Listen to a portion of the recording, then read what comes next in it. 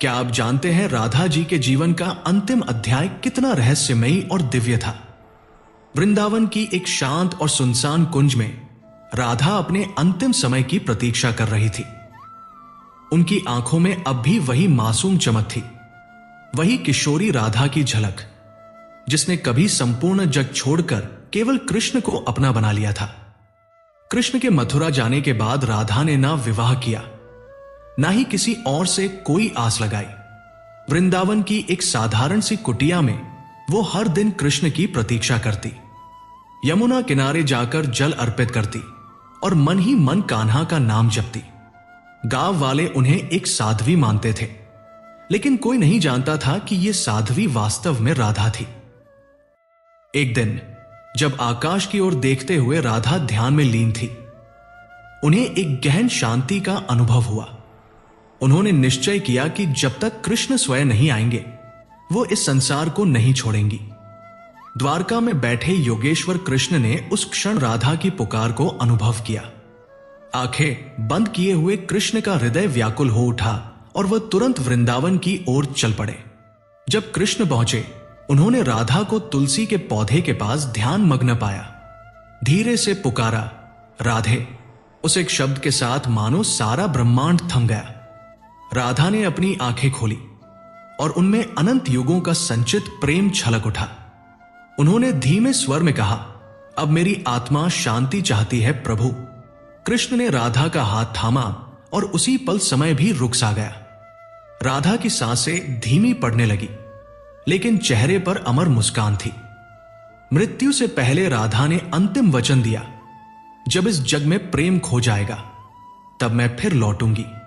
राधा के देह त्याग के बाद वहां एक अद्भुत पौधा उगाया, जिसे लोग आज भी राधा वृक्ष कहते हैं। कोई नहीं जानता था कि यह राधा के प्रेम और तपस्या का संकेत था। राधा के मन की अंतिम इच्छा थी कि उनके प्राण जाने से पहले कृष्ण उन्हें अपने नाम से पुकारे, और वही हुआ। उनका विश्वास था कि प्रेम की पराकाष्ठा आत्मा की मुक्ति में ही है। राधा का जीवन केवल कृष्ण के लिए था और उनकी मृत्यु भी केवल कृष्ण को समर्पित हो गई। उन्होंने संसार को सिखाया कि सच्चा प्रेम न तो शरीर में बंधा होता है, न समय में। सच्चा प्रेम आत्मा की शाश्वत यात्रा है। राधा जान चुकी थी कि उनका अंतिम समय निकट है। उन्होंने अपने वस्त्र नीले रंग में रंगे, वही रंग जो सदैव कृष्ण से उनका आत्मिक संबंध जोड़ता था। उन्होंने गांव वालों से विदा ली, लेकिन अपनी असली पहचान कभी प्रकट नहीं की। उनके जाने से ठीक पहले स्वयं कृष्ण उनके सामने प्रकट हुए। जैसे ही कृष्ण ने मधुर स्वर में कहा, राधे, राधा की आंखें चमक उठीं। उनकी मुस्कान में मुक्ति का आनंद झलकने लगा। कृष्ण ने राधा का हाथ थामा और उसी क्षण तुलसी के नीचे एक अद्भुत पौधा उगाया। यह मानो प्रेम का सजीव प्रतीक था। कृष्ण ने राधा को अपनी बाहों में लिया और उन्हें अंतिम मुक्ति प्रदान की। उनकी आत्मा ब्रह्मांड में विलीन हो गई, प्रेम की अनंत धुन में समाकर। उस दिन वृंदावन की गलियां भी मानो रुक गई थी। राधा ने कृष्ण की बांसुरी की धुन सुनी और उनके हृदय की धड़कनें थमने सी लगी। जब कृष्ण धीरे धीरे उनकी ओर बढ़े, तो लगा जैसे समय स्वयं ठहर गया हो। राधा मुस्कुराई और बोली, मुझे पता था तुम आओगे। कृष्ण ने उत्तर दिया, राधे, तुम्हारा प्रेम इस सृष्टि का सबसे पवित्र मंत्र है। राधा बोली, अब मुझे कुछ नहीं चाहिए, बस तेरे साथ के कुछ क्षण। कृष्ण ने राधा के चरणों को छुआ, जैसे स्वयं ईश्वर भक्ति और प्रेम के आगे झुक गया हो। राधा की आंखों में आंसू थे, पर चेहरे पर असीम संतोष। कृष्ण बोले, तुमने जो दीप जलाया है वो युगों युगों तक बुझने वाला नहीं। राधा ने कहा, जब प्रेम पूर्ण हो जाता है तो शब्दों की जरूरत नहीं रहती। कृष्ण मुस्कुराए, तुम्हारा हर मौन भी मेरे लिए संगीत है राधे। राधा ने अपने बालों की एक लट कृष्ण के हाथों में रख दी, जैसे अपनी आत्मा को सौंप दिया हो। वो क्षण ऐसा था जब दो आत्माएं बिना शब्दों के सब कुछ कह गई। राधा बोली, अब मुझे बस तेरा साथ याद रखना है और कुछ नहीं। कृष्ण ने उनकी हथेली पर अपनी बांसुरी रख दी और कहा, यह बांसुरी मेरी नहीं, तुम्हारी है। तुम्हारी धुन ही मेरी सांस बनेगी। राधा मुस्कुराते हुए बोली, ये बांसुरी की धुन ही मेरी अंतिम सांस होगी। कृष्ण ने उन्हें गले लगाया और कहा, इस मिलन से ही मैं पूर्ण हुआ हूं। राधा की आंखों से आंसू बहे, लेकिन आत्मा में मुस्कान थी। उन्होंने अंतिम सांस लेते हुए कहा, प्रेम कभी खत्म नहीं होता, वो केवल समय में विश्राम लेता है। और फिर राधा की आत्मा प्रेम के प्रकाश में लीन हो गई। कृष्ण के हृदय में एक खालीपन रह गया। उन्होंने राधा के चरणों में सिर रखकर कहा, अब मेरा संगीत मौन रहेगा। वृंदावन की हवाओं में पहली बार एक गहरा सन्नाटा छा गया। कृष्ण ने बांसुरी उठाई और उसे तोड़ दिया। बांसुरी टूटते ही पूरे ब्रह्मांड में एक अदृश्य चीख गूंज उठी, प्रेम की उस गूंज में जिसने युगों युगों तक सबको यह संदेश दिया कि राधा और कृष्ण का प्रेम अमर है। राधा के शरीर से निकली आत्मा धीरे धीरे तुलसी के पत्तों में समा गई। कृष्ण मौन खड़े रहे। उनके होठों ने कुछ नहीं कहा, लेकिन उनकी आंखें सब कुछ बयां कर रही थी। उस दिन यमुना का जल भी जैसे ठहर गया था। बरसाने के वृक्षों ने अपने पत्ते गिराकर मानो पहली बार शोक मनाया। राधा का पार्थिव शरीर यमुना किनारे अंतिम बार रखा गया। कृष्ण ने उनके चेहरे को अपने हाथों में थामा और धीमे स्वर में कहा, तुम अब मुझ में समा चुकी हो। उस क्षण ब्रह्मा और शिव तक मौन हो गए। कृष्ण की आंखों से बहते आंसुओं ने बांसुरी के टूटे टुकड़ों को पवित्र कर दिया। वृंदावन की मिट्टी में राधा का नाम गूंज उठा। कृष्ण ने स्वयं राधा के लिए अंतिम पुष्प अर्पित किया। और जब राधा की आत्मा आकाश की ओर उठी तो मानो आकाश भी रो पड़ा। उस रात कृष्ण ने कुछ भी नहीं कहा। उन्होंने बांसुरी की जगह मौन को अपना लिया। राधा के जाने के बाद वृंदावन वैसा कभी नहीं रहा। हवाओं में बांसुरी की धुन की जगह अब सन्नाटा था। जब कृष्ण अकेले बैठे तो उन्हें स्मरण हुआ कि यह वियोग नया नहीं है। त्रेता युग में राम बनकर उन्हें सीता से बिछड़ना पड़ा था। हर जन्म में, हर अवतार में प्रेम उन्हें मिला, पर साथ नहीं मिला।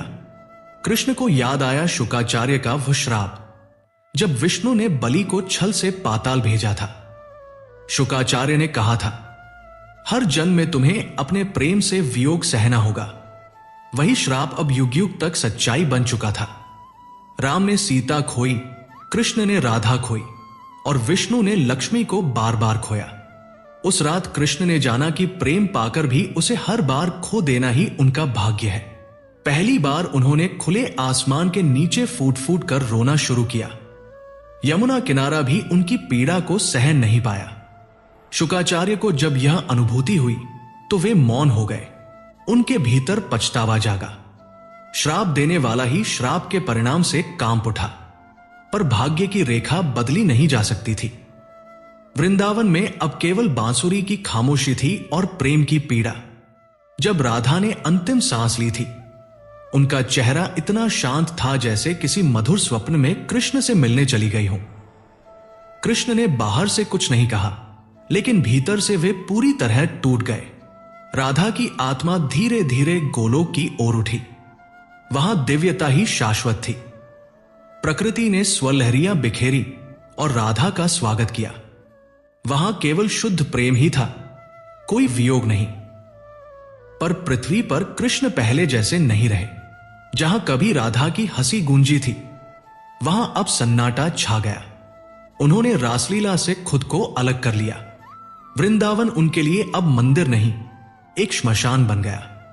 और बांसुरी जिसे राधा की सांसों ने छुआ था, कृष्ण ने हमेशा के लिए त्याग दी। कृष्ण की आंखों में अब केवल स्मृतियां थी, और उन स्मृतियों में राधा का ही प्रतिबिंब। हर राग, हर स्वर अब विरह में बदल चुका था। गोकुल के बच्चे जो कभी उनकी बांसुरी की धुन पर नाचते थे, अब उन्हें पहचान नहीं पाते थे, क्योंकि वो पहले वाले कान्हा नहीं रहे। राधा के बिना कृष्ण खुद को अधूरा मानने लगे। समय तो आगे बढ़ता रहा, लेकिन कृष्ण वहीं ठहरे रहे जहां राधा उन्हें छोड़कर गई थी। वृंदावन का हर फूल अब मानो राधा के नाम से ही झुक जाता था। कृष्ण ने एक दिन कहा, राधा ही मेरा आदि है और राधा ही मेरा अंत। उस दिन पहली बार कृष्ण ने अपने अकेलेपन को स्वीकार किया। किसी ने राधा का अंतिम संस्कार नहीं किया, क्योंकि वो मृत्यु से परे थी। जहां राधा की देह रखी गई थी, वहीं से एक तुलसी का पौधा अंकुरित हुआ। कृष्ण ने उस तुलसी को राधा का जीवित रूप मानकर पूजा। राधा का शरीर कभी जलाया नहीं गया, क्योंकि वो स्वयं शुद्ध अग्नि थी। अब राधा आत्मा के रूप में गोलोक में थी, पर वहां भी अधूरी थी, क्योंकि कृष्ण पृथ्वी पर थे। यहां वृंदावन की हवाएं मौन हो गई और गोलोक की हवाएं कृष्ण के बिना अधूरी। कृष्ण के मन में अब केवल मौन था, और उस मौन में भी उन्हें राधा की आवाज सुनाई देती थी। वे तुलसी के सामने बैठकर वर्षों तक बस एक ही वाक्य कहते रहे, राधा, मैं आ रहा हूं। कृष्ण का हर संगीत अब मौन में बदल चुका था। वृंदावन राधा की यादों से भरा एक तपस्वी धाम बन गया। उन्होंने अपने ईश्वर रूप से भी दूरी बना ली। अब वे किसी से नहीं मिलते, बस राधा से मिलने की प्रतीक्षा करते। गोलोक से राधा ने कृष्ण को एक स्वप्न भेजा। अब समय आ गया है। उस दिन कृष्ण ने यमुना से कहा, अगला प्रवाह मुझे राधा तक ले जाए। धीरे धीरे उन्होंने बोलना, भोजन करना सब छोड़ दिया। और फिर एक रात्रि, जब पूर्णिमा की चांदनी पूरे वृंदावन में बिखरी थी, कृष्ण ने अंतिम बार कहा, राधा। उस क्षण वृंदावन के पक्षी मौन हो गए। गगन से आकाश गंगा उतर आई, मानो स्वर्ग स्वयं कृष्ण को लेने आ गया हो।